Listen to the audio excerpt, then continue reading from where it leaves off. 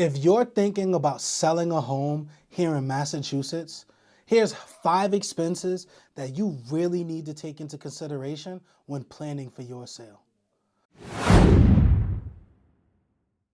My name is Kyle Zine with Zander Realty Group, and today I'm going to talk to you about the 5 expenses that you really need to make sure that you're prepared for when you're going to sell your home here in Massachusetts.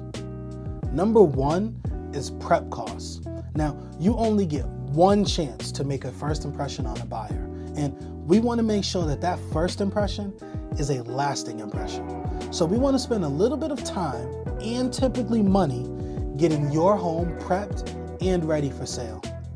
One of the things that we really pride ourselves on is figuring out where you can put a $1 investment that's going to get you at least $2 or $3 back in return. Otherwise, it probably doesn't make sense to spend money on that thing. So we're really tuned into what are the little tweaks that we can do to make your home show in the best light possible, which will then make that lasting impression, which will ultimately get us that highest offer possible.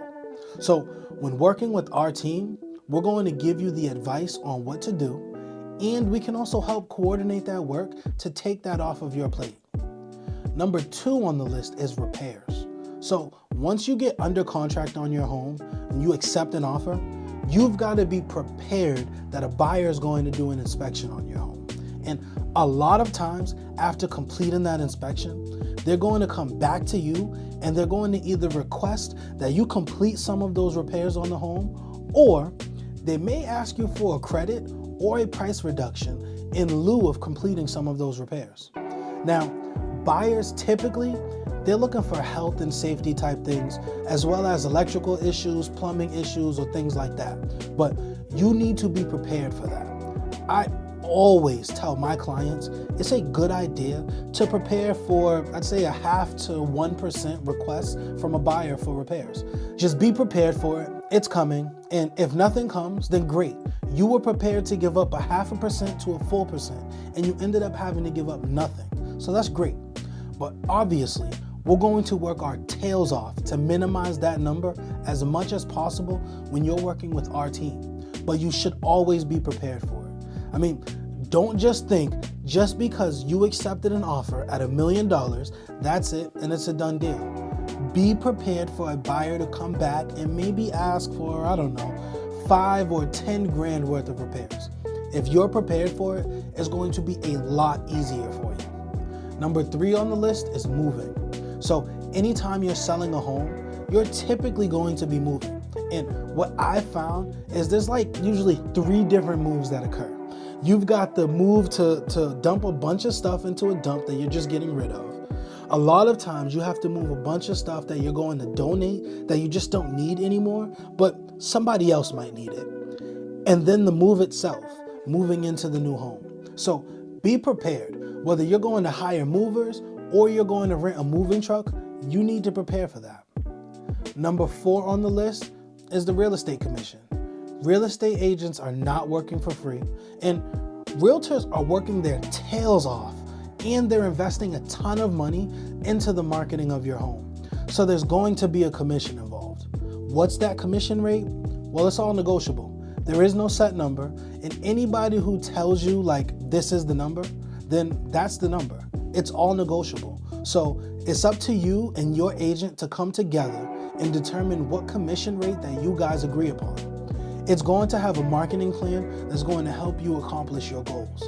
And just keep in mind that all realtors are not created equal. So just because somebody might have the lowest commission rate, make sure that the lowest commission rate is not going to cost you money on the sale price of the home.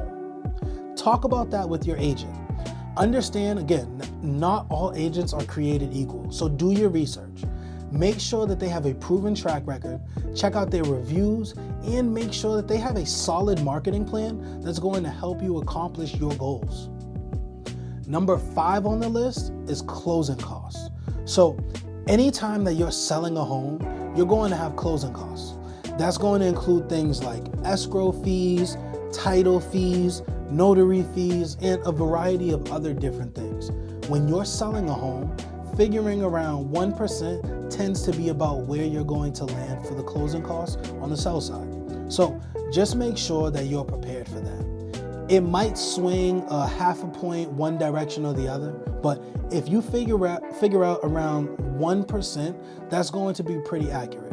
And whenever you sit down and meet with one of our members, then we can actually put together an estimated net sheet for you that lays out all of this on a piece of paper so you can know exactly what to expect from the sale of your home after all of these costs are taken care of.